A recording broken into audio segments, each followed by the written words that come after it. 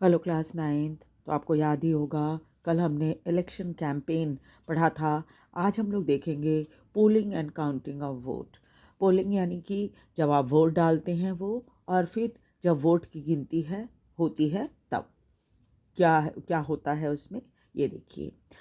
The final stage of an election is day when the voter cast or pool their vote। पहला आखिरी stage जो होता है election का, वो होता है वो दिन जब वोटर अपने वोट डालने के लिए जाते हैं। The day is usually called election day. इस दिन को इलेक्शन डे कहा जाता है। And every person whose name is on the voter list can go to nearby polling booth situated usually in the local school और government office. और उस दिन हर व्यक्ति जिसका नाम वोटर लिस्ट में होता है वो पास के पोलिंग बूथ में जाता है, जो कि ज़्यादातर किसी लोकल स्कूल में होती है, नहीं तो किसी गवर्नमेंट ऑफिस में होती है। Once the voter goes inside the booth, the election official identify her, put a mark on her finger and allow her to cast the vote। और जब वो अंदर चले जाते हैं वोटर, तो फिर क्या होता है, इलेक्शन ऑफिसर जो होता है वो उनकी फ़ोटो आइडेंटिटी कार्ड देखता है और उनको आइडेंटिफाई करता है। फिर उसके बाद उसकी उंगलियों पे निशान बनाए जाते हैं और तब उसको वोट डालने के लिए कहा जाता है। जैसे मैं आपको दिखा रही हूँ, मेरी उंगली पर भी ये देखिए वोटिंग के निशान हैं। जब मैं वोट डालने गई थी तो यहाँ पर देखिए मेरी उंगलियों पे, ये मेरी उंगली है, उंगली पे देखिए यहाँ पर वो निशान जो लगे लगे हुए हैं वो सी स्याही के हैं। An agent of each candidate is allowed to sit inside the polling booth and ensure that the voting takes place in a fair way। और इस दौरान हर कैंडिडेट का जो उस इलाके से खड़ा हुआ है इलेक्शन में, उसको अब पोलिंग बूथ के अंदर बैठने का अधिकार होता है, मौका दिया जाता है जब तक इलेक्शन चल रहा हो, वोटिंग चल रही हो, ताकि वोट जो है वो फेयर, बिना किसी बेईमानी के सही तरीके से हो सके।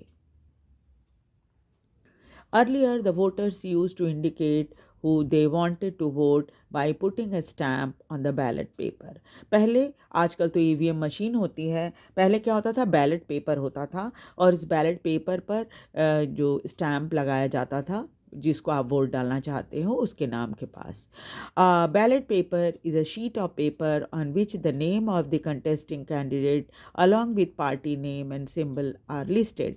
और इसमें क्या होता था कि बैलेट पेपर जो होती है एक कागज़ की शीट होती है जिसके ऊपर नाम और उस कैंडिडेट का नाम जिस पार्टी से वो खड़े हुए हैं सिंबल के साथ लगा, उसमें लिस्ट बनी हुई रहती थी।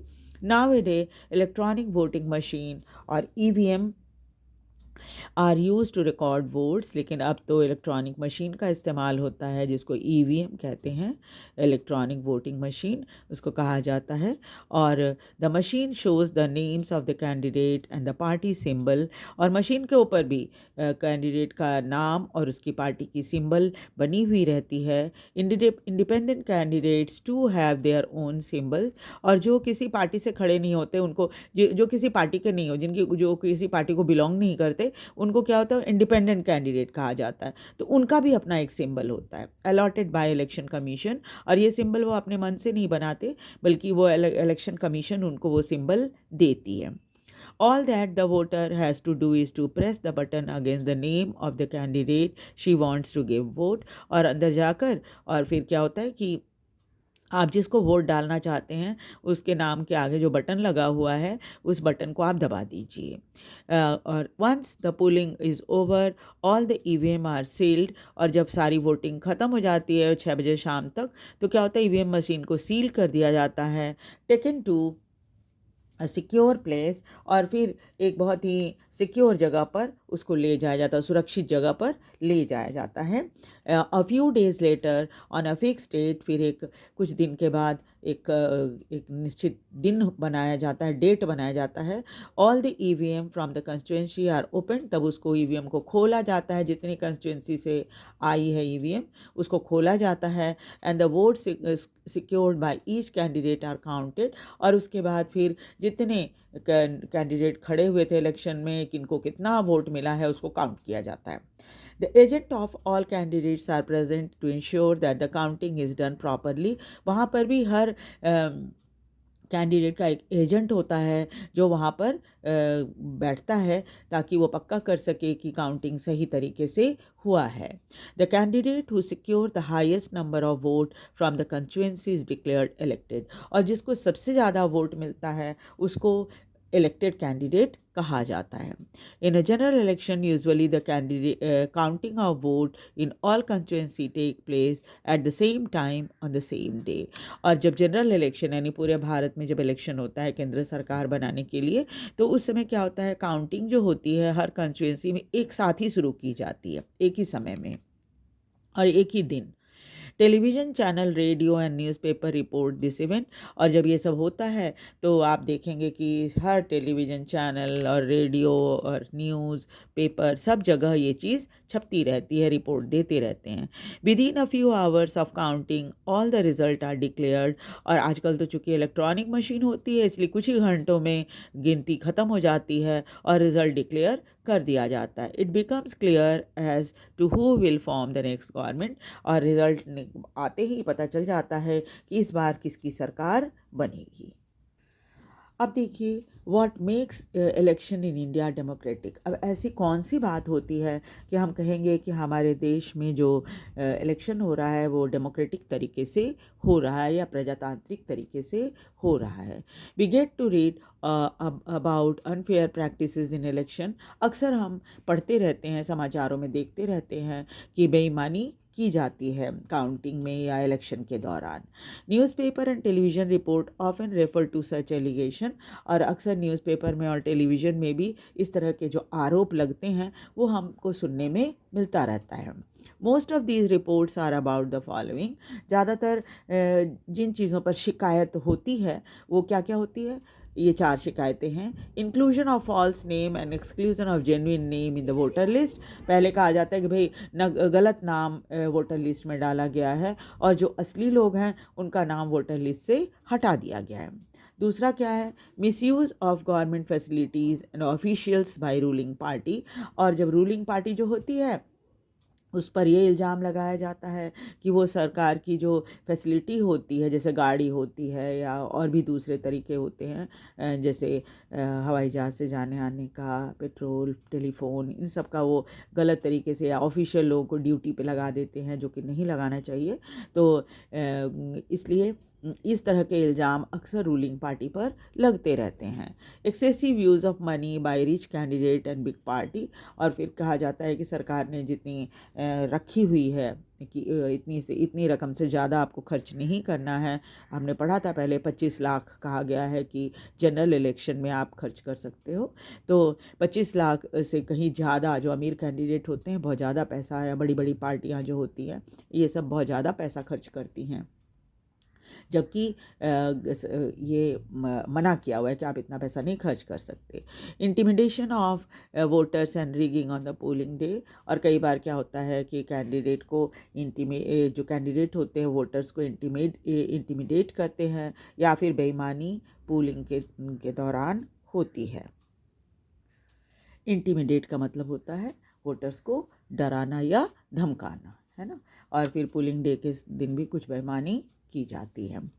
Many of these reports are correct. इनमें कई बार क्या होता है, कुछ रिपोर्ट तो बिल्कुल सही होते हैं। We feel unhappy when we read or see such report. हमें बहुत दुख होता है कि हमारा देश प्रजातांत्रिक देश है, इसके बावजूद भी इस तरह की घटनाएं होती रहती है जब हम इन रिपोर्ट्स को देखते हैं या सुनते हैं। But fortunately they are not on such a scale so as to defeat the very purpose of election. लेकिन हाँ, ये ज़रूर होता है कि हाँ कुछ इलाकों में ऐसा सुनने में आ जाता है, लेकिन इतना ज़्यादा नहीं होता कि एकदम इलेक्शन का जो उद्देश्य है वही ख़त्म हो जाए, है ना। ये नहीं कि इतनी बेईमानी होती है कि फिर आप ये ना कहने लगो कि ऐसा इलेक्शन होना ना होना तो बराबर है। इतना ज़्यादा नहीं होता, कहीं कहीं पर सुनने को मिल जाता है। This becomes clear if you ask a basic question. और ये बात आपको बिल्कुल साफ हो जाएगी जब आप ये पूछेंगे, can a party win an election and come to power not because it has popular support but also through electoral malpractices. जब आप ये पूछोगे कि क्या कोई पार्टी इसलिए जीत जाती है इलेक्शन में और पावर में आ जाती है कि इसलिए नहीं कि उनको बहुत पॉपुलर सपोर्ट है, लोग उनको पसंद करते हैं, क्या सिर्फ बेईमानी करके ही लोग इलेक्शन में जीत जाते हैं? ऐसा नहीं है। This is vital question. ये एक बहुत ही महत्वपूर्ण प्रश्न है। Let us carefully examine various aspect of this question. एक एक आस्पेक्ट हम इसकी पढ़ेंगे नेक्स्ट क्लास में। एक चीज़ और मैं आपको बता दूं कि ये जो इंडिपेंडेंट इलेक्शन कमीशन, ये जो पार्ट है इस चैप्टर का, बहुत ही इम्पॉर्टेंट है। और आपको ये बात समझ में आ जाएगी कि इलेक्शन के दौरान ये जो हमारा इलेक्शन कमीशन है वो कितना पावरफुल होता है और इनके आगे किसी की भी नहीं चलती। इलेक्शन कमीशन के सामने वो किसी की भी नहीं चलती। और कितना पावरफुल है ये इंस्टीट्यूशन हमारे देश में, और कितने अच्छे तरीके से काम कर रहा है, और इसके क्या क्या पावर्स संविधान के द्वारा इनको दिए गए हैं, इसके संबंध में हम आगे चैप्टर में पढ़ेंगे नेक्स्ट क्लास में। क्योंकि ये बहुत ही इम्पॉर्टेंट पार्ट है, इसलिए मैं चाहती हूँ कि मैं इसको सेपरेटली आपको बहुत अच्छे से समझा दूँ। ठीक है, तो वीडियो को लाइक और सब्सक्राइब भी ज़रूर कर दीजिएगा और शेयर भी कीजिएगा ताकि दूसरे बच्चे भी इसे पढ़ सकें और देख सकें।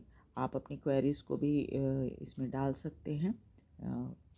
इसमें अपनी जो प्रॉब्लम आपको हो रही है समझने में चैप्टर को, उसमें आप चाहे तो क्वेश्चन भी पूछ सकते हैं और मैं ज़रूर उसका जवाब देने की कोशिश करूँगी। एक बार फिर से रिक्वेस्ट है, वीडियो को लाइक और सब्सक्राइब ज़रूर कर दीजिए। Thank you very much.